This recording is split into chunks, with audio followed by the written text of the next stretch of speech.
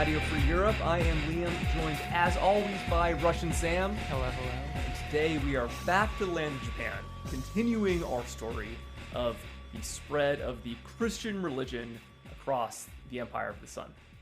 I think the best place to jump in for this story is to skip ahead a few years to the city of Nagasaki in February 1597, on a hill that would eventually come to be known as the Japanese Calvary. Because on one cloudy day, 26 wooden crosses had been erected on that hill. And in imitation of Christian teachings, 26 Catholic missionaries were strapped to them, exposed to the elements to die. Many of these men were members of the Jesuit order that we talked about last episode, who introduced the Catholic religion about 40 years prior. Others were from the rival Franciscan order, and others still were lay preachers. But all of them had been accused of treason against the imperial throne of Japan. And on the orders of the great warlord, Toyotomi Hideyoshi, they would be put to death. Now, these alleged traitors came from many different backgrounds. There were some who were of European extraction, as well as some Indians and Filipinos, even one man from Mexico, but most of them were Japanese. One of these martyrs was a man named Miki, who had taken the Spanish and Portuguese name of Paulo. Today, Catholics know him as Saint Paul Miki. As he was dying upon the cross, he made this pronouncement to the crowd. The sentence of judgment says these men came to Japan from abroad, but I did not come from any other country. I am a true Japanese. The only reason for being killed is that I have taught the doctrine of Christ. I thank God it is for this reason that I die. I believe that I am telling the only truth. I know you believe me, and I want to say to all of you once again, ask Christ to help you to become happy. After Christ's example, I forgive my persecutors. I ask God to have pity on all, and I hope my blood will fall on my fellow men as a fruitful rain. That these killings happened in Nagasaki was a terrible blow for Japanese Catholics, because just 10 years before this moment, the city was in fact directly owned by the Catholic Church. So where we left off in the last episode, the Jesuits had formally taken control of Nagasaki in 1580, but as we explained last time, this was more pro forma than an actual control on the ground, because first of all, the Jesuits, they were very hesitant to assume temporal power. They were in fact rebuked by this. This was transferred as a way to secure the territory from the rival Ryozoji clan, who were eyeing the port, and the Omura clan, which had become Christian. They thought that by signing over this control on paper to the Jesuits, even as they retained their own men on the ground and ran day-to-day affairs for all intents and purposes, they thought that this would be a safeguard to prevent the conquest of the port. Yeah, and so in the historiography, this period of Nagasaki's history is sometimes called the Portuguese period because many of the Jesuits were themselves from Portugal, but you shouldn't assume that this was actually a Portuguese colony along the likes of Macau and Malacca. It was a much more complicated situation.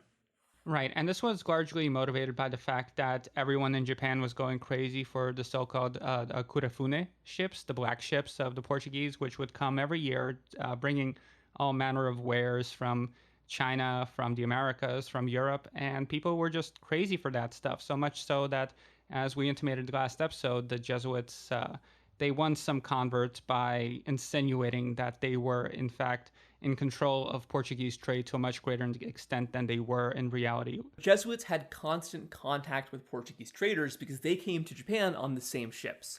They had very different goals from the traders. They were spreading religion, more than money, although I'm sure many of them had their hands in that trade as well. There was kind of an interdependent relationship between the merchants and the Jesuits. The Japanese needed the Jesuits to contact the merchants. Meanwhile, the Jesuits basically relied on the merchants to give a material interest to the Japanese to allow them to preach. Yeah, and so because of this, Nagasaki becomes sort of the flower of Japanese Christendom for as long as it exists. Yeah. Together, the Jesuits in Nagasaki and the Christian Omura clan surrounding that area worked to kind of maintain control over a large chunk of the island of Kyushu in the south of Japan, especially to fight off the rival Ryozoji clan. According to the Jesuits, the Ryozoji were the ultimate example of, pagan brutality. They were seen as the least honorable, the most aggressive of all the various Japanese clans. Obviously, that's because these sources are incredibly biased, but some of the stories that the Jesuits would write about them are kind of crazy. One well-known story is that a Ryuzoji lord invaded the territory of a rival daimyo, and they claimed that if he would surrender, he could keep running his castle as their vassals. The smaller daimyo agrees, and as soon as he opened the gates, the Ryuzoji come in, kill him and his entire extended family, just completely wiping out the clan, just to take one little castle. And so to the Jesuits, this one clan was seen as the ultimate example, or the antithesis to Christian virtue, whereas they were always looking to their other, more friendly daimyo, even those who might not necessarily be Christian, as exemplars of Christian virtue, which they hoped would spread across Japan. Right. And so even though they owned Nagasaki on paper, in practice, their existence was very tenuous, and it was constantly under threat because, again, this is the Sengoku period. This is a time when it was everyone against everyone else. There was not yet a central authority, although this would change very soon thereafter. Yes. Oh, yes, it would. Yeah. Despite the constant violence of the Sengoku period, it was a very prosperous period for all of these Japanese ports because so much more trade was coming in, both trade with Portugal as well as trade from other parts of Asia. Interestingly, the one area they were not able to get much direct trade from was Ming China, because in response to the Japanese Wako pirate raid we talked about last episode, the Chinese government really limited their exports, especially fancy silk. However, suddenly you have all of these Portuguese traders, as well as rogue Japanese and Filipino and Korean merchants across the South China Sea, who were able to circumvent that embargo by dealing with China first and then selling it to Japan. There's a lot of kind of fun little artifacts of this Portuguese influence on Nagasaki and southern Japan more broadly that you still see today. Many Japanese restaurants in the United States and all across the world sell tempura, which that in fact is actually a Portuguese word based on an earlier Portuguese tradition of battering food. There's also a really popular Portuguese-derived sponge cake in Japan that I think is called something like castera, which literally means Castilian because it was a Portuguese cake itself based on a Spanish recipe, which was then brought to Japan. But unfortunately, fried goodies and cakes weren't the only thing that was being traded. Although they also had a voracious appetite for Chinese silks and for spices and everything like that, Nagasaki also became a port of the slave trade, which let's get into the slave trade in Japan just a little bit so we can set some context. Right, because at this point, slavery was pretty widely practiced and was legally sanctioned in Japan. Stories of slaves were very common in literature, in plays, going back as far as the Ashikaga period, prior to the Sengoku era. And that a person could become a slave for many different reasons. There were even cases of people selling their own siblings and children into slavery because they couldn't feed them. Many people were also captured as slaves in wars, or they were enslaved as punishment for debts. You could even inherit the status of slavery, which... Yeah, but let's focus on kidnapping for a second here, because either as part of international raids or within Japan itself, during the Sengoku period, because there was no central legal authority, the powerful could do what they please, and so a lot of people just started being kidnapped by lords to enslave them. And the slave problem would also compound when Hideyoshi invaded Korea, as we're going to get into later in this episode. Yeah, but that's very far from here. Yeah. Yeah, so slaves were coming in from Japan itself. They were being imported by the Wako pirates, who often took people as booty. And although Hideyoshi made an effort into tamping down on the enslavement of abducted Japanese, it continued to exist. And honestly, all of this is pretty run-of-the-mill stuff for people familiar with slavery. And in fact, even though Japanese legal codes well into the Edo period would retain the status of slavery and didn't really question it, it seems that with time, the practice seemed to have lapsed out of existence, more or less. Yeah, just like you saw in Western Europe, for instance. But I think that the really important thing with slavery in this context, though, is that the Japanese weren't the only ones doing it. Because by the time the Portuguese had landed in Japan, there was a centuries-long practice of Portuguese merchants enslaving people all across their various trade ports and colonial possessions, primarily but not exclusively in Africa. As early as 1555, the church was complaining that merchants would take slave girls back to them to Portugal. And it was understood that the practice of slavery might hinder Christianization, which the church and some of the aristocrats saw as the greater spiritual purpose of this very early European colonial expansion. So in 1571, just a few years before the establishment of Jesuit Nagasaki, King Sebastian of Portugal issued an edict prohibiting basically all slave capturing by merchants, which, as you might expect, was completely ineffective, and slavery would persist in Portuguese colonies for about 300 more years. And it clearly didn't work because when Hideyoshi conquered Kyushu in 1587, he sent the following letter to the Jesuits, quote, it has come to our attention that Portuguese, Siamese, and Cambodians who come to our shores to trade are buying many people and taking them captive to their kingdoms, ripping Japanese away from their homeland, families, children, and friends. This is insufferable. Thus, would the Padre ensure that the Japanese who have up until now been sold in India and other distant places be returned to Japan? So as a consequence, the Portuguese moved to limit the enslavement of both Japanese and Chinese people by Portuguese merchants. There was a lot of grumbling from the merchant class, but it seems like many of the Jesuits supported this move. Although the Jesuit port of Japan facilitated a lot of slavery, many of the local Jesuits had their qualms about the practice. Pedro Martins, the Bishop of Japan until 1598, actually declared that any participants in the slave trade would be excommunicated. Although, as a little wrinkle, though, he also he gave a little carve-out, which was that prisoners captured in war could still be enslaved, which was very helpful to the Japanese at this time, who were currently capturing lots of slaves in Korea. And the Jesuits, they were very hardcore about this. Just to read a quote from a conference that they held on the matter. The Portuguese excused their behavior by saying that they have legally purchased the Koreans or Japanese and so freed them from a worse form of slavery and guaranteed them a better one.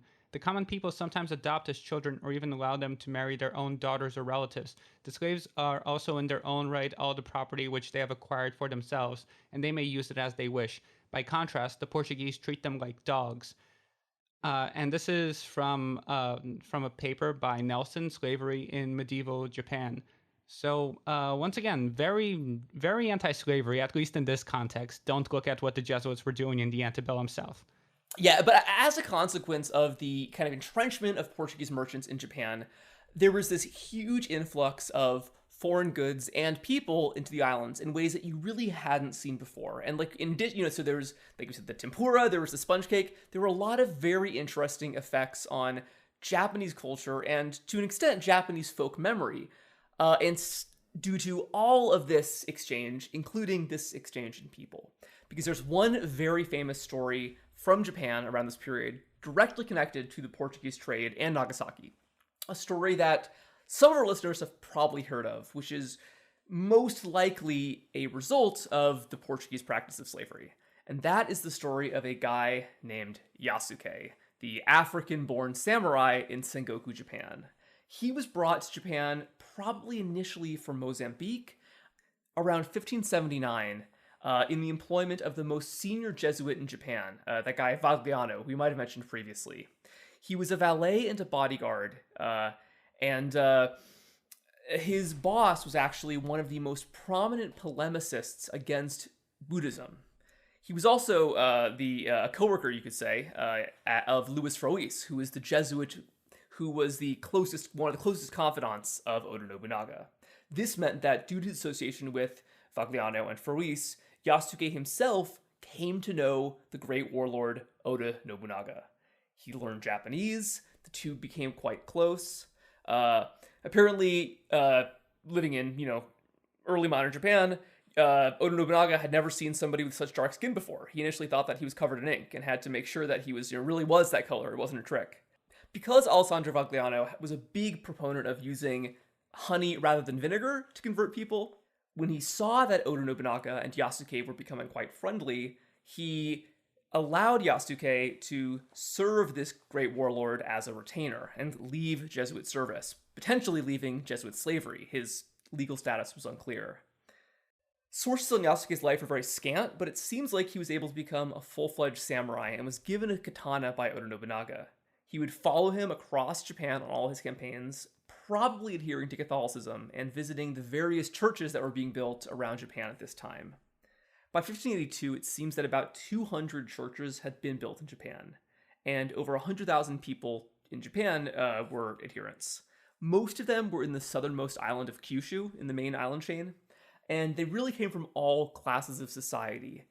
People seemed to convert to Christianity for very different reasons. They were elite converts who were attracted by this, the glamour of this foreign religion and the potential connections to the gun trade, but there were also a lot of very poor converts, people among the peasantry and the urban working class, who thought that this new religion offered a kind of potential eternal salvation that they saw as more immediate and more spiritually rewarding than the enlightenment promised by Buddhism.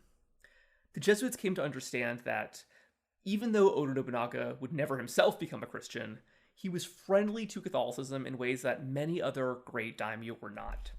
So they realized that basically their hopes were tied up with this guy. They had been by his side since the 1560s when he secured their right to preach in Kyoto.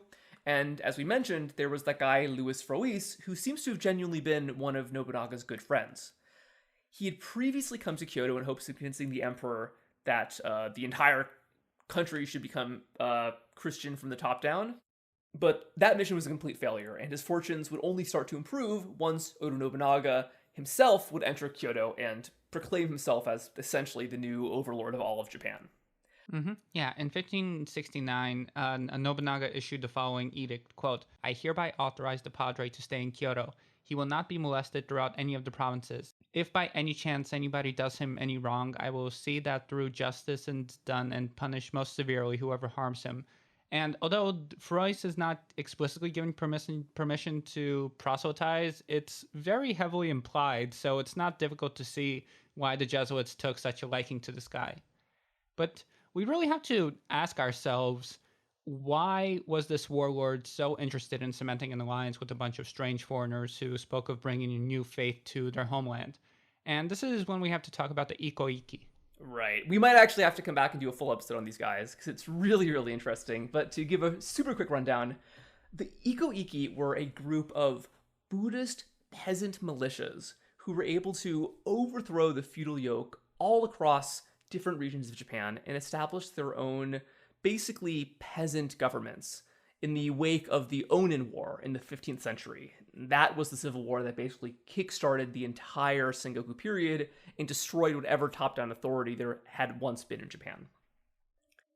Yeah, and as the name implies, they were creating Iki, or mutual defense leagues, to protect themselves from outside encroachment. This was largely an alliance of local peasants, merchants, priests, small landholders, etc. Just people who saw what was happening in the outside world and how many ravenous wolves were swirling around them and decided that they were going to take their fate into their own hands. And although the Iki had existed for hundreds of years before this, they usually had the character of peasant rebellions. But with the Sengoku period, they had their heyday, and it was the time when they would exercise power for generations. But the most famous of the Iki would be the Iko-Iki.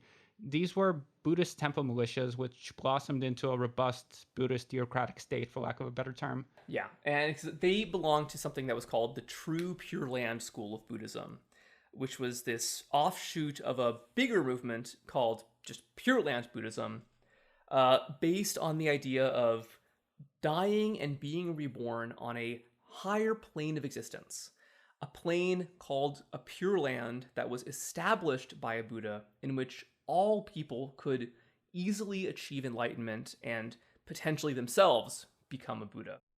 The True Pure Land School, because it was very radical and very militant, has often been compared to the radical reformed movements among the Protestants at this time, like the Anabaptists. And like those guys, the True Pure Land School was based on this promise of salvation in the next life and emphasized faith as more important than good works.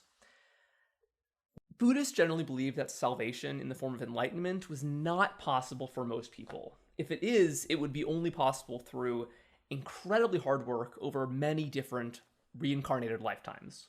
Only a very select few would actually be able to reach enlightenment. They believed that if you followed the path of the Buddha Amida, that was all you needed to be reborn into a Pure Land and eventually reach enlightenment. And what separates the true Pure Land school from the broader Pure Land movement was that they thought that just simply chanting the name Amida over and over and over could get you into a Pure Land and eventually help you become Buddhist. I think it was enough to just say, I accept an Amida once, and you're sort of just in the club automatically. Oh, maybe so. Yeah. Either way, basically what it was that part of the popularity was that it was a movement that did not demand that much of its adherents and promised quite a lot. It promised spiritually, being reborn in this very heavenly world where you could eventually become a Buddha. And then in the short term, though, they did not have any qualms against using violence to establish a world in which more people could accept the teachings of the Amida Buddha and eventually become enlightened. This was the kind of theological underpinnings behind these militia movements. And so these militias had existed for a very long time, but now they had a new fervor. I was saying that people often compare this to the radical Protestants. Think about the Peasants' War in Germany, Thomas Müntzer. Very similar ideas going on here. You have this material oppression being experienced by the peasants, but now you add this little extra shot of spiritual juice, and these movements are going to fight a lot harder. And they were particularly a big problem to Oda Nobunaga as he sought to unify Japan. Because, dealing with a daimyo and, convincing him to lay down his arms and join your growing state is one thing, but dealing with very radical religious, basically fanatics, who might not want to compromise with your version of the future is a lot harder. Yeah, it also didn't help that these guys were constantly in alliances with Nobunaga's rivals. So he really had it out for them when he finally did get around to dealing with them. And they would just be mercilessly annihilated. Something like 40,000 of them would be burned alive in their main temple complex when Nobunaga finally conquered it. So this...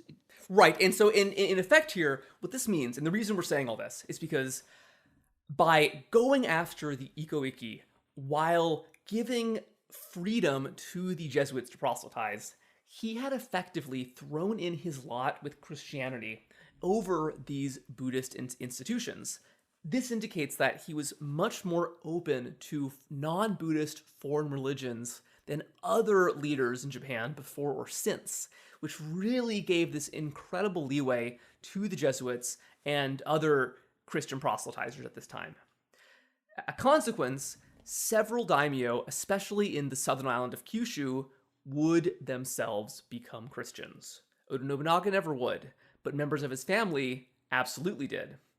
Of the ones in Kyushu, we already talked about that guy, Omura Sumitada. He was the one who gave the Jesuits Nagasaki. He was known in Jesuit records as Don Bartolomeo. We told that story about how he destroyed a statue of a Buddhist war god.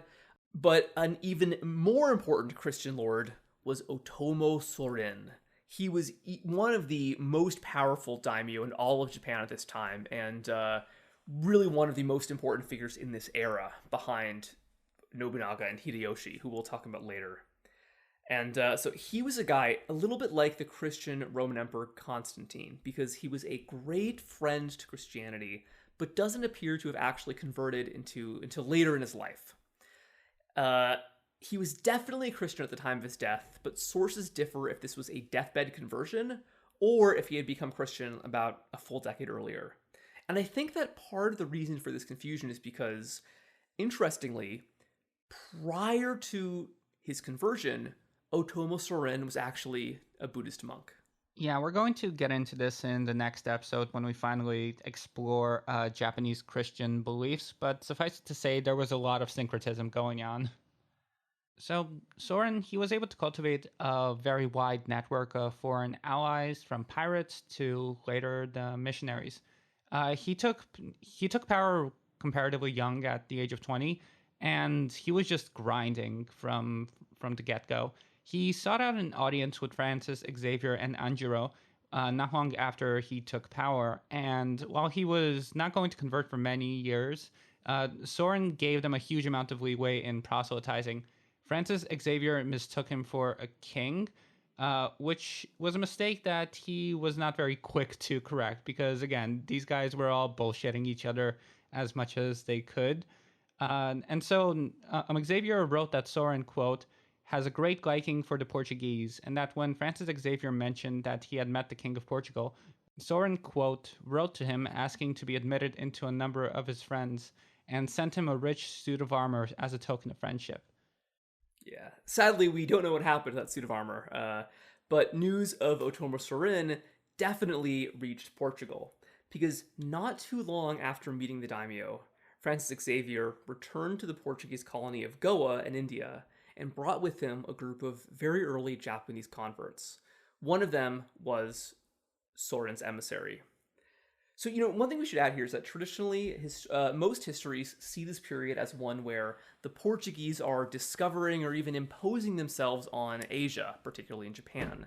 But it's a little bit more complicated. There was contact going in both directions.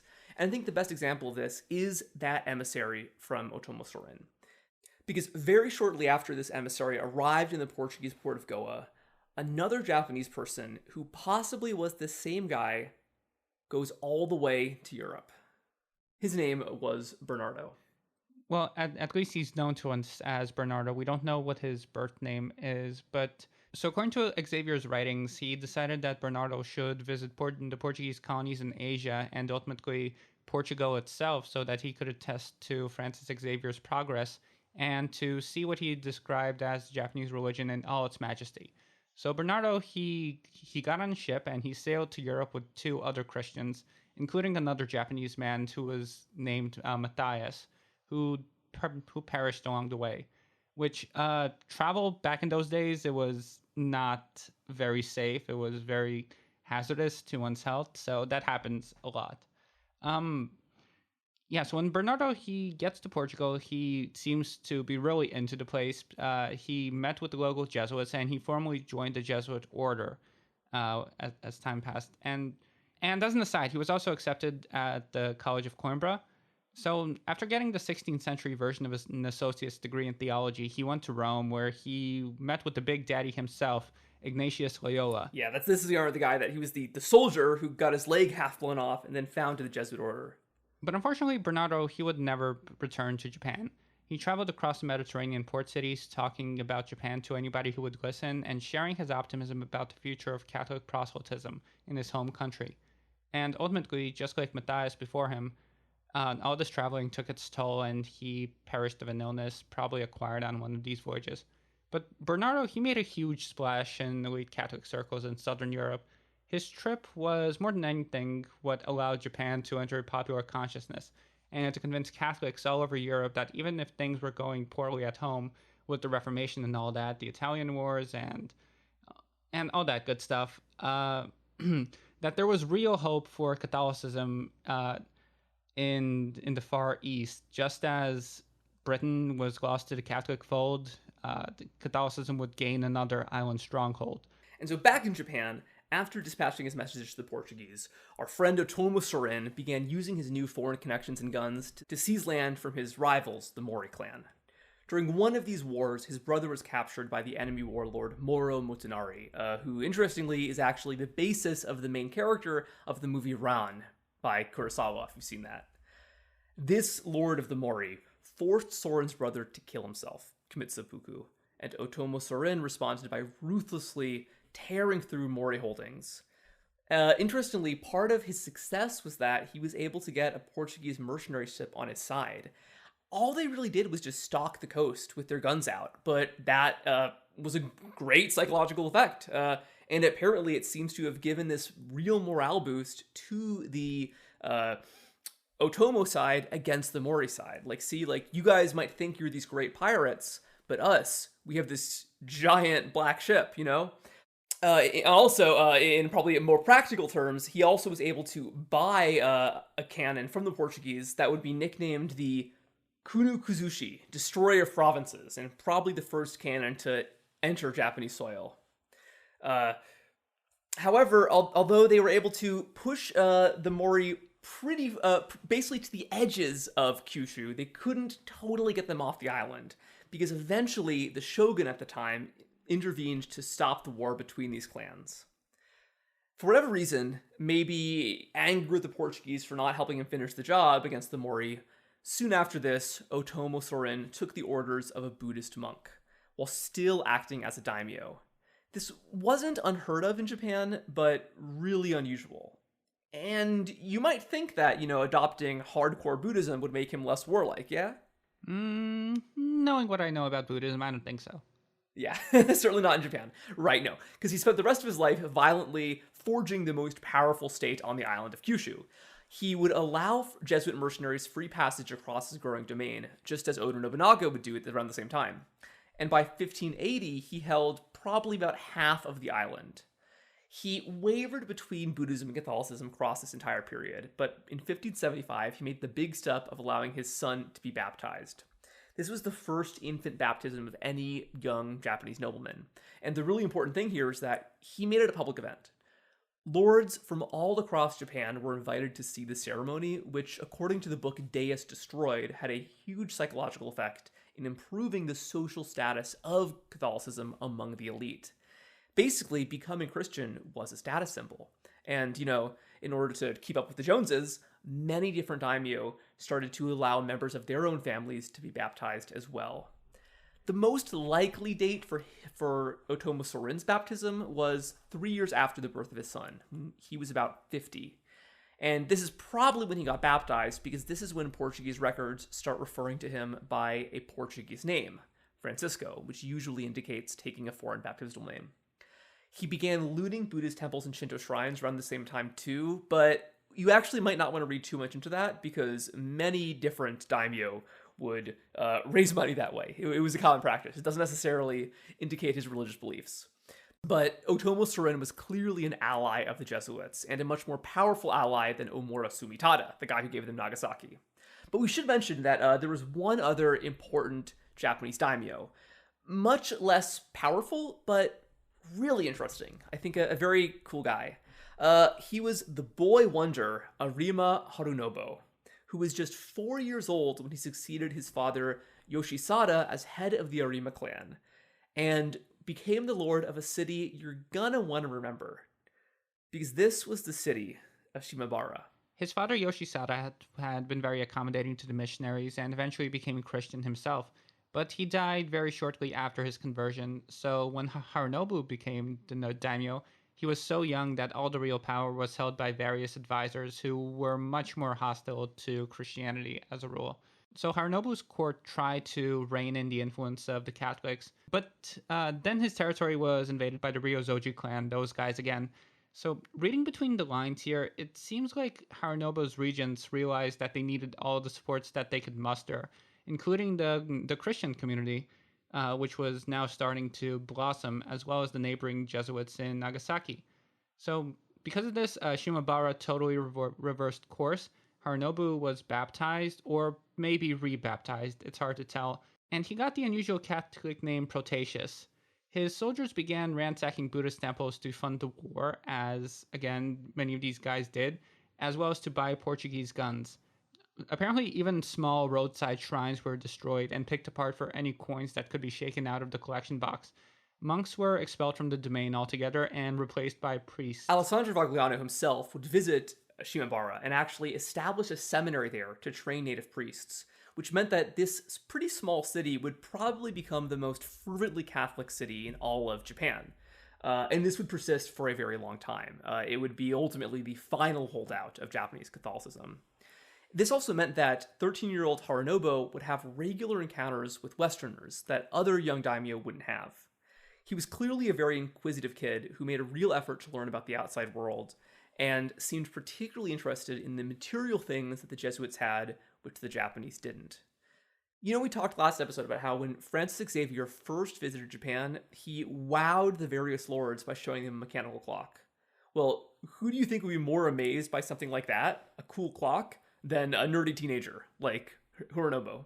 Just like the guns, clocks were invented in Song, China, but They were improved upon further down the Silk Road, first by an Iraqi guy named Al-Jazari, who was confusingly from the region of Al Jazeera. And he's a guy who received a lot of attention in popular history over the last few years because he's probably the most fun example of the remarkable scholars of the Islamic Golden Age. We don't have time to get too much into his life right now, but he was this like amazing wizard of mechanics, along the same lines as someone like Hero of Alexandria before him, or even Leonardo da Vinci after him. He developed water pumps inspired by Chinese designs. He built automatons, probably most famously, including an entire mechanical band that could pluck strings to a beat powered by a water wheel. But he also built a lot of clocks. These were all powered by water as well, and by the time of his death in the early 13th century, clocks of a similar design had found their way to Europe. A century later, clockmakers in Italy and England were making clocks smaller and more accurate than Al-Jazari could do, maybe because he was too busy building his automatons. And by the 15th century, Westerners figured out how to make spring-powered clocks. German inventors added the minute hand, and by 1560 they were even accurate enough to add a second hand. By the 1570s, they were handheld. These early pocket watches were known as Nuremberg eggs, which is kind of cute, and they were quickly sold to noblemen across Europe. And perhaps not only in Europe, because the reason I'm giving this little, we're having this little clock tangent here is because within just 20 years of these early pocket watches being developed in Germany, they're in Japan, even in out-of-the-way towns like Shimabara. And when Arima Harunobu saw these tiny little pocket watches for the first time, he actually paid to establish a pocket watch factory, essentially, in Japan. Yeah, but unfortunately he got the timing a bit off because in 1582 the Ryozoji attacked once again. So by this year, he was in a very precarious position. He just blew all his money on a pocket watch workshop, when he's suddenly being invaded. Buy fewer clocks. Yeah. And he decided that the best use of his remaining funds after that error was to build stronger ties with the other Christian warlords of Kyushu. This meant that these three guys we've been discussing, Arima, Omura, and Otomo, would all get together in 1582 to form a pact against the Ryuzoji clan. It was a military alliance, but it was also a kind of a broader strategic diplomatic institution which they really thought could project the power and the prestige of Japanese Christians to the outside world. The main thing they wanted to do was speak to the Christians in Europe directly. And to do that, they would go straight to the top and assemble their own assembly to Rome. And this contact would enter history under the name of the Tensho Embassy, because just like a Bernardo, Japanese man who came to Europe before them, a group of Japanese ambassadors were selected by these daimyo to visit the major Catholic monarchies as well as the papacy. A man named Itomansho was selected to head the delegation. So the delegates went with Valeriano across the sea to the Portuguese colonies in Africa before finally sailing around the Horn into Lisbon, from whence they visited Rome and received many great honors. They would remain in Europe for 8 whole years. And in this time, they met 2 successive popes, as well as King Philip II of Spain, who had recently also become the king of the Portuguese Empire, which suddenly united basically all European colonies in the Americas, Africa, and Asia up until that point. Yeah, because really the Spanish and Portuguese were the only ones doing the colonial game at this point, at least effectively. And now they, both their crowns were worn by one guy. And just like Bernardo before them, the men of the Tensho Embassy took orders as Jesuits, probably from the Society's superior general himself, Claudio Acquaviva. But unlike Bernardo, after spending nearly a decade of traveling, these guys finally returned to Japan, which meant that these were likely the first Japanese people to see Europe for themselves and to report back. This gave the Japanese an understanding of the Western world not mediated by the bias of the Jesuits, and it appears to have given the Japanese a greater understanding of the military and economic power of the Europeans and the threat that they could one day pose to Japan. Interestingly, once these guys got back to Japan, some of them would actually leave the Jesuit order, possibly renouncing Christianity. Maybe this was because it was, long-seated frustrations about how the Jesuit order made it difficult for Japanese people to advance, but it might also be because the Japan they returned to was significantly more hostile to Christianity than the Japan they had left. And that was largely due to the rise of a guy named Toyotomi Hideyoshi. As the Tensho embassy was packing up its things to go over to Europe in 1582, this would only be the second most important event in Japanese Christianity to happen in that year, because only a few months after the delegates left, there was an earth-shattering event which took place in the Buddhist temple of Honnoji. Right, because Oda Nobunaga, the great daimyo, the friend of the Catholics, was betrayed by one of his generals for reasons that are still to this day pretty obscure. Akechi Mitsuhide seems to have had a personal grudge against Nobunaga for reasons that seem incredibly petty. He might have offended Nobunaga by serving fish that was a little bit too old, or maybe he was mad that Nobunaga pressured him to drink too much sake at a party. In any case, a falling out happened, and he responded with shocking violence. Because one night in June, while Oda Nobunaga took a stop from his military campaigns to pay respect at Honnoji, Mitsuhide's army surrounded the temple and demanded that the daimyo surrender. And funny enough, 2 Catholics were actually present for this. Nobunaga's friend, Louis Frouis, as well as the samurai Yasuke. Frouis would write about the event. As our church in Miyoko is situated only a street away from the place where Nobunaga was staying, some Christians came just as I was vesting to say an early mass and told me to wait because there was a commotion in front of the palace, and it seemed to be something serious as fighting had broken out there. We at once began to hear musket shots and see flames. After this, another report came, and we learned that it had not been a brawl, but that Akechi had turned traitor and enemy of Nobunaga and had him surrounded. When Akechi's men reached the palace gates, they at once entered, as nobody was there to resist them, because there had been no suspicion of their treachery. Nobunaga had just washed his hands and face and was drying himself with a towel, when they found him and shot him in the side with an arrow. Pulling the arrow out, he came out carrying a naginata, a sword with a long blade made after the fashion of the Sith. He fought for some time, but after receiving a shot in the arm, he retreated into his chamber and shut the doors. Some say he cut his belly, while others believe he set fire to the palace and perished in the flames. What we do know, however, is that of the man who made everyone tremble, not only at the sound of his voice, but even at the mention of his name, there did not remain a single hair which was not reduced to dust and ashes. And returning to Yasuke here, we mentioned that he drops out of the historical record in 1582. He was with Nobunaga. He was helping to fight off these people. And there's some conflicting testimony about his ultimate fate. Some say that when he was captured, he was released because he was a foreigner and they didn't think that he had any business being executed. Like, he didn't deserve the honor of getting a proper execution. But he also just sort of drops out of the historical record totally at this point, which seems very suspicious because the Jesuits probably would have gotten a hold of him once again. He had nowhere else to go, frankly. So it seems to me like he probably would have been killed after this event. It's very possible. Yeah, and you got to think that as Louis Frouis was watching the Temple of Honnoji burn, he must have been wondering if his own ambitions were going up in smoke as well, because like we said, so much of the Jesuits' interest was tied up with Nobunaga. But now he was dead, and just as they feared, the guy who would succeed him as overlord of Japan would not be friendly to Christianity. Because in the chaotic years immediately after this infamous betrayal, Japan would once again descend into complete civil war. This breakdown of authority had really big ramifications on missionary activity because they no longer had this, the peace to move between cities. They could be much more easily captured, and there was no promise that whatever lord might capture them, had any interest in letting them spread their religion. Otomo Sorin himself made one really bad move during this time, which was that, how he controlled half of the island of Kyushu?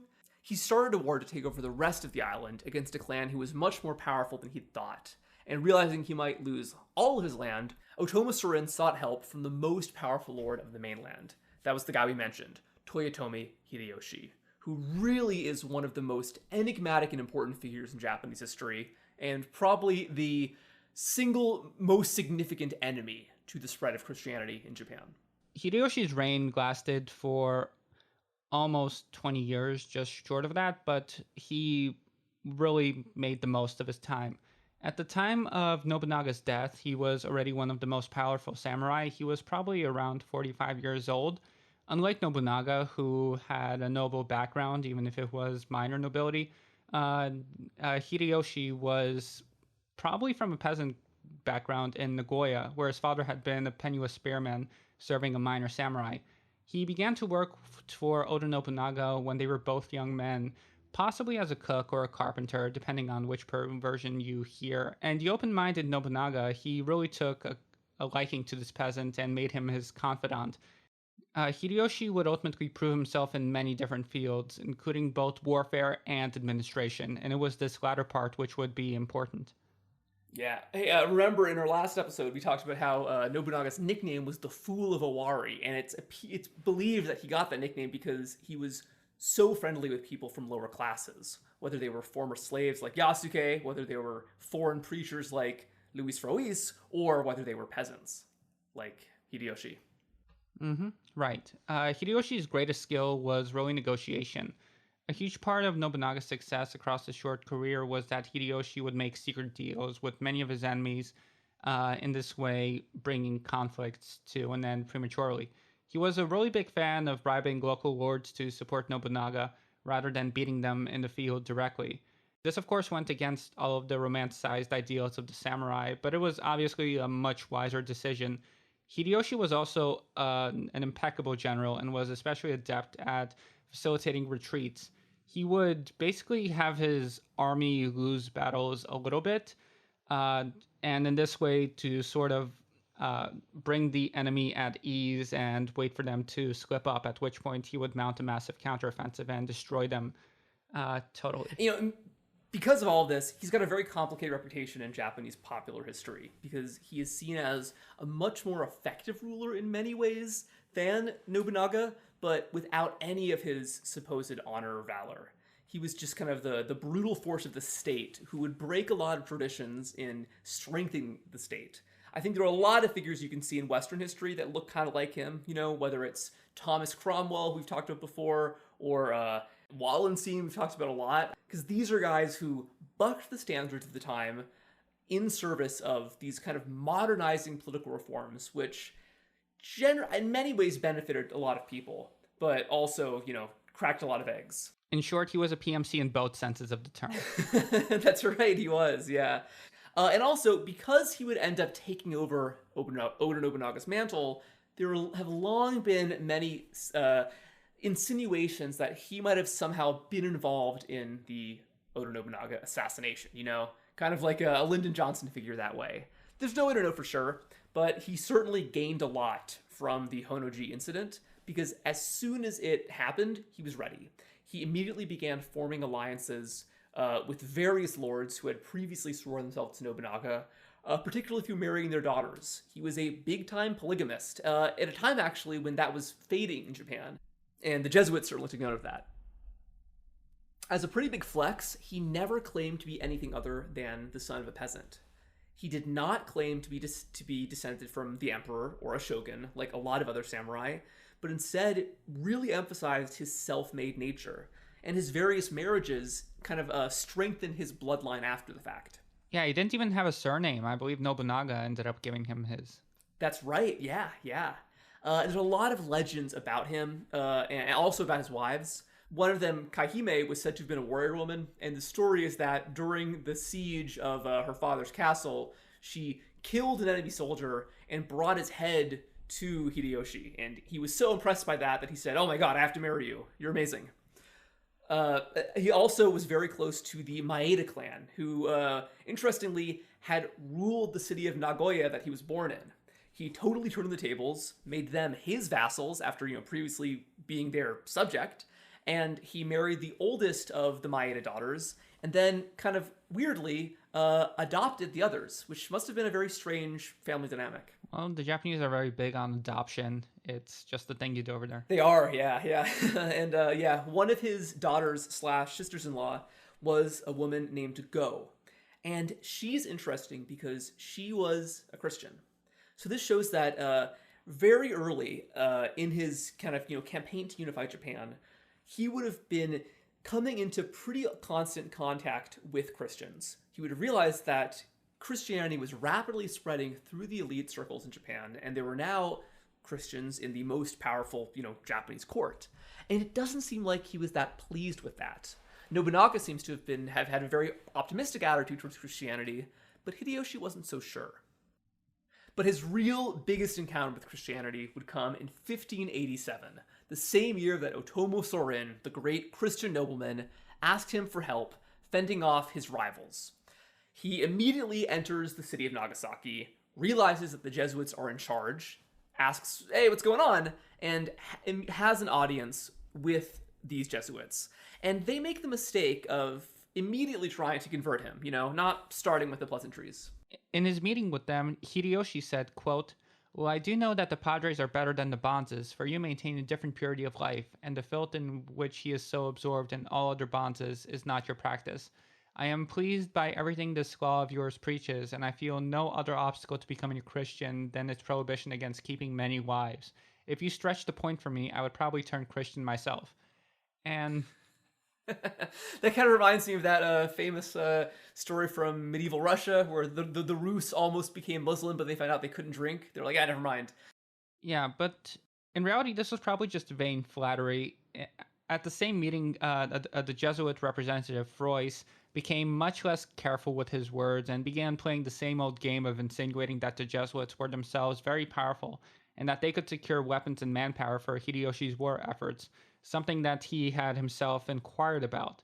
The Japanese Christians who were present at the audience were very alarmed, to say the least.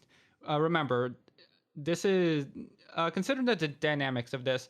A militarily powerful religious order was a potential source of subversion in a country which had only experienced this exact same thing with the Iko-Iki. So the thinking is that Hideyoshi was trying to bait them into talking about how powerful they are, and in this way to gain a pretense to knock them down a few pegs. Right, and this would basically end up happening because he initially declared that he would allow the Jesuits to keep control of Nagasaki, but pretty quickly reneged on that promise. There's a few reasons he might have done this. It's possible that maybe he thought that the great trade and diplomatic connections brought by these foreigners wasn't just an asset, but potentially a threat. Because word was just now coming about the extent of Spanish and Portuguese colonial power across Asia. There were a lot of Japanese merchants in places like the Philippines and Indonesia and Malaysia. They would have reported that in all of these colonies, first the merchants came to sell the guns, then the priests came to, hand out the Bibles, and then the Spanish soldiers came to declare that whatever country this was now belonged to the King of Spain. And Hideyoshi probably began to wonder if this same process was happening in Japan. The Jesuits tried to assuage his fears by saying that they existed independent of any royal authority. In addition, most of the merchants were from Portugal, not Spain, but they didn't tell him that at this point, both Spain and Portugal were ruled by the same Habsburg king. Yeah, and although Hideyoshi, he was very erratic and very megalomaniacal, especially towards the later stage of his life, so he was kind of paranoid, but he wasn't necessarily wrong in this case.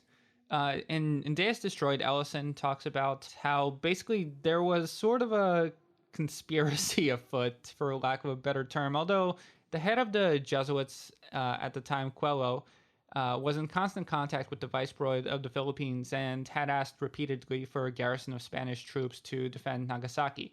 Meanwhile, other Jesuits in Manila and Portugal were debating the possibilities of a land invasion of China. Now, these were all very unrealistic flights of fancy, and Coelho would be reprimanded time and again for his foolish conduct by the Jesuits themselves, but all of this kind of erratic behavior really raised alarm bells. Yeah, and Coelho would make actually another really big mistake, which was that eventually he was granted an audience about Hideyoshi, just some kind of routine meeting to talk about the power sharing agreement between the Jesuits and his government, and he made the mistake of showing up in a gunship with visible cannons. This might have just been a foolish mistake, but it was read as a show of force. And Hideyoshi was especially anxious about this because there was another much larger ship out there in the ocean. And he was worried that if he accepted the smaller ship, maybe the larger one would instantly start bombarding him, Maybe that was the start of this Spanish and Portuguese invasion. As soon as the smaller ship came in, he said that he wanted to inspect the larger one out in the harbor. So, presumably kind of annoyed, Coelho went back in the ship, sailed out to the larger ship, asked if they could dock at the harbor for inspection, and then the captain of that larger ship said, no, fuck off. And no, I'm not going to let this guy inspect my ship, especially because this is a very tiny port. They probably wouldn't be, it's not deep enough. So Coelho goes back, reports this to Hideyoshi, and then Hideyoshi seems to think that maybe things are just as bad as he feared. Maybe that merchant ship out there doesn't want to be inspected because it's hiding something. Maybe there are guns on board, ready to be used against Japan. Maybe there's a whole army hiding underneath the decks. And that very same night, Toyotomi Hideyoshi would meet with his advisors and proclaim a new law that would completely reverse the standing of Christianity in Japan. Yeah, to paraphrase it, he declared that Japan is the land of the gods and that any introduction of foreign gods was undesirable. He went on to clarify that participating in the destruction of Buddhist temples and stirring up the lower classes, the Jesuits had violated the laws of Japan. And so, in light of these offenses, all Jesuits were to be banished from Japan. They had only 20 days to gather their things and leave, which he didn't really follow through with that, spoiler alert, but he was a very erratic man. This probably came about as a result of a night of drinking on the town. So he basically issued this proclamation, and although it sent shockwaves through the communities of Japanese Christians, it wasn't really followed up on. First, they told him that it wouldn't be possible for them to leave sooner than in 6 months' time because the ship wasn't going to be coming for that long. And so he let them wait around, and when the ship finally did arrive, only something like 3 out of 120 Jesuits in Japan actually left, and he didn't seem very interested in pursuing that further. It was a flex. It was showing the Jesuits that he could do this. Mm-hmm. Yeah. He also deliberately avoided targeting native Japanese converts with the same ferocity, even though he did. Remember, like his adopted daughter was one of them. Like you don't want to lead to fights at the dinner table. Yeah. In practice, he did issue proclamations to the effect of, if you are a daimyo who is above a certain rank, then you have to ask for permission to convert to Christianity, and you have to give up your domain if you do become Christian. And this did happen to one man, Takayama Ukon. He actually was stripped of his domain because he refused to renounce Christianity. But for the most part, they were just left to continue their existence. Yeah, one speculation is that he might have really just been trying to kind of cut out the Jesuit middleman in the trade with the Portuguese, because there wasn't really any good reason why the Jesuits were necessary, to mediate all of this. I'm sure many of the merchants would have liked to directly go deal with the various Japanese buyers, but instead they all had to go through the Jesuit port of Nagasaki. By seizing the port of Nagasaki, he suddenly had direct control over all the Portuguese trade. Well, it's also difficult to cut out the Jesuits at this point just because they're the only ones who have a mastery of both Portuguese and Japanese to an appropriate level. So you kind of do need to keep these guys around to keep the trade going, which explains why they weren't actually expelled. But nevertheless, it's definitely trying to instill some fear in them. Right, and it's part of the broader process of state building, of getting rid of any kind of local threats to your rule, whether it's a rebellious daimyo or this, powerful foreign religion which seeks to check your power. That's also why the very next year he totally ended the threat of the iko-iki for good with his famous sword hunt, in which he sent his tax collectors all around every village of Japan demanding swords from any peasants who had them, with the promise that all of the metal would be melted down to build a giant statue of the Buddha, even bigger than the Buddha statue in the city of Nara. This worked in the sense that the iko-iki would never rise again. All these swords were collected, but instead of being used to build a Buddha statue, they went into the personal collection of his army. And he was going to use this army for quite a lot. Over the next several years, Hideyoshi would finally solidify his control over all of the main Japanese islands. I think basically every island that's part of modern-day Japan, except for Hokkaido and Okinawa and the outlying islands, would be brought under his rule. There had been periods before where all these islands claimed to support the emperor in earlier Japanese history, But this was really the first time that Japan became a unified state. It was a huge turning point in Japanese history. Oda Nobunaga couldn't do it. Hideyoshi got it done. You would think that after, finally unifying Japan and effectively ending this extended violent Sengoku period, maybe you'd want to stop fighting, right? Well, not exactly. No, right? It's Otomo's story all over again, Become a Buddhist monk, keep fighting, unify the islands of Japan, and keep fighting. But, once you've done all this unification, you can't really do much fighting in Japan anymore. You're going to look abroad. Hideyoshi began formulating a plan to conquer all of China, as well as their vassal state, the nation of Korea.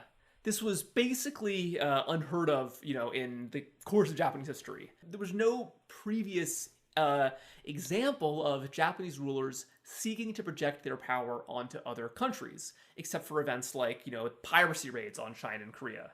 But it seems like, due to this unification, Hideyoshi was now conceiving of himself as this great ruler sort of in the mold of the Chinese emperors.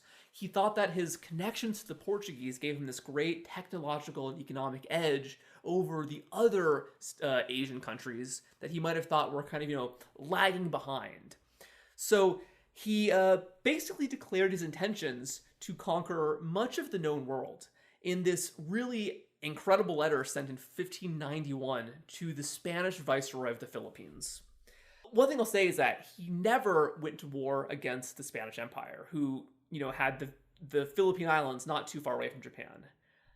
I kind of wonder how things would have gone if he did, how that would have altered the course of history if he had, basically ejected the first major European colony out of Asia. But instead, no, he thought that he could work with the Spanish and hoped that they would support him in his ambitions on the Asian continent. And he alludes to this in this famous letter. As you have noted in your letter, my country, which is comprised of 60-odd provinces, has known for many years more days of disorder than days of peace. Rowdies have been given to fomenting intrigue, and bands of warriors have formed cliques to defy court orders. Ever since my youth, I have been constantly concerned over this deplorable situation. I studied the art of self-cultivation and the secret of governing the country. Through profound planning and forethought, and according to the 3 principles of benevolence, wisdom, and courage, I cared for the warriors on the one hand and looked after the common people on the other. While administering justice, I was able to establish security. Thus, before many years had passed, the unity of the nation was set on firm foundation, and now foreign nations, far and near, without exception, bring tribute to us. Though our own country is now safe and secure, I nevertheless entertain hopes of ruling the great Ming nation. I can reach the Middle Kingdom aboard my palace ship within a short time. It will be as easy as pointing to the palm of my hand. I shall use the occasion to visit your country regardless of the distance or the differences between us. Ours is the land of the gods, and God is mind. Everything in nature comes into existence because of mind. Without God, there can be no spirituality. Without God, there can be no way. God rules in times of prosperity as in times of decline. God is positive and negative and unfathomable. Thus, God is the root and source of all existence. This God is spoken of by Buddhism in India, Confucianism in China, and Shinto in Japan. To know Shinto is to know Buddhism as well as Confucianism. In your land, one doctrine is taught to the exclusion of others, and as you have not yet been informed of the Confucian philosophy of humanity and righteousness, thus there is no respect to God and Buddha, and no distinction between sovereign and ministers. Through heresies, you intend to destroy the righteous law. A few years ago, the so-called fathers came to my country seeking to bewitch our men and women, both in laity and clergy. At that time, punishment was administered to them, and it will be repeated if there should be any return to our domain to propagate their faith. It will not matter what sect or denomination they represent, they shall be destroyed. It will be too late to repent. If you entertain any desire of establishing amity with this land, the seas have been rid of the pirate menace, and merchants are permitted to come and go. Remember this. God, I love that, man. From the perspective of the Europeans, it's like this great villain speech. But if you look at it, there's just so much there that's so shockingly modern. He's basically, using the same kind of pan-Asian rhetoric that the Japanese Empire would use centuries later in World War II. He's, positioning various competing religions of Asia against Christianity. He's also talking about the separation of church and state effectively, and how that he wanted to establish that as a political principle in Japan, even though it didn't exist in Europe. Really, just a truly remarkable document. Mm-hmm. Yeah, and once again, you really get a sense of how megalomaniacal this guy was. Oh yeah, no, that's the thing. It's like, yeah, Hideyoshi, not a nice guy, but you really gotta respect the chutzpah. Really interesting figure. Much less of a romantic figure than Oda Nobunaga, but like I said, he was far more effective. He got very close to finishing the job that Oda Nobunaga started, and really the only reason he couldn't seal the deal of finally ending this period of instability and establishing his own permanent, shogunate dynasty was because he went too far. He thought that unifying Japan wasn't enough. He mistakenly thought that Japan was totally secure under his heel, and he said, let's go abroad, let's take China and Korea. Yeah, so in 1592, Hideyoshi would begin his invasion of Korea, the famous Imjin War. Yeah. He really aspired to expand Japanese power outward and to subjugate the Chinese emperor. Nobunaga supposedly wanted to invade Korea back in his own time, but he had died long before he was capable of such a feat. So originally the plan was to call the Korean ambassadors over and to get them to sign on to an invasion of China. When Korea refused to join this Japanese war effort, Joseon's fate was really sealed. And Hideyoshi, who he was kind of forced to do this by circumstances, he was ruling over a country full of samurai, which was now largely pacified. Yeah. He needed an escape valve to put these men to use now that their skills were no longer needed in Japan. And if they were to remain in Japan, of course, that's a potential source of instability for this whole unification project. And this was a lot of men, to be clear. The Imjin War would involve something like 300,000 Japanese ultimately. And so expanding outwards would put these men to very good use while helping to aggrandize Japan. And just to add on here, if you remember an episode on Sicily way back when, this was the exact same pressure that caused medieval North African Muslims to invade Sicily. They had all these really restless soldiers, and they realized that letting them attack this neighboring Christian country and settle there and establish their own domains meant that they wouldn't be a threat to the Sultan anymore. Mm-hmm. Right, exactly. And Hideyoshi was really reassured by the fact that Korea was a basket case at this point, and it was thought that the Japanese would have no trouble taking the peninsula in their special military operation. Really, were it not for a few ingenious men like Admiral Yi, it's very likely that Japan would have gotten the job done, if not taking China, then at least taking a very large chunk of Korea. Yeah, and that figure, Admiral Yi, he's like the big Korean popular hero. He's like this incredibly significant nationalist figure, and this shows how this war looms incredibly large in the histories of both Japan and Korea. And interestingly, as we'll talk about in a minute, this is not a tangent to the story of Christianity in Japan. Christians would play a huge role in the Imjin War, and the consequences of this war would fall very heavily on the Christian community. Eventually, China was fed up with this disaster on its doorstep by the fact that this guy was ravaging one of their tributary states while also saying that he was going to move on China next. So they sent a massive invasion army to push the Japanese back to further southern lines. In fact, if you actually look at a map of this, it's actually in some ways kind of similar to what happened in the Korean War when China stepped in. Yeah, that's the famous comparison. There were a lot more players in this one. Like, for example, the famous Nurhaji, who would later found the Qing dynasty, was a participant in all of this fighting. Yeah. So the Manchus were actually fighting against Japanese at this point on the same side as the Chinese. That's crazy. Yeah. And things got so bad that apparently Hideyoshi actually petitioned the King of Spain, Philip II, for military aid. Like, hey man, I said I was going to conquer the whole world, but maybe, if you send me some ships and some men and some guns, we can split up the world. But Philip II said no. But although they weren't able to get military aid from the Spanish, they were able to get a lot of economic resources through their practices, namely slave raiding. Something like over 40,000 Korean slaves would be taken, and many of those would be sent overseas, sold to the same slavers whom Hideyoshi had rebuked back in 1587. There was just a lot going on in this war, and we can't do it justice here, unfortunately, but For our purposes, the most important aspect is the conduct of Christian generals during the war. There were a few incidents which really showed Christians in a bad light. For example, Otomo Yoshimune of the Otomo clan, one of the paramount Christian clans in Japan, he actually burned his own fort in Pungsan as another army by another Christian general, Okunishi Yukinaga, was retreating, and this was before like the battle lines had even reached him. So it just left a really bad taste in everyone's mouth that this guy just abandoned his post, basically, even though he was not under direct danger. Yeah, so in this way, like the Otomo clan, who had really made a name for themselves in Hideyoshi's Japan, they were really humiliated in the spotlight, and because they were the first major daimyo to embrace Christianity, they just were not doing the religion any favors. Yeah, and I think this is really essential here. That basically that Christianity was no longer politically helpful for the Japanese nobility. Just a decade before, when Otomo-san was having his son baptized, to accept Christianity showed that you were cosmopolitan and connected to the rest of the world. It was this status symbol.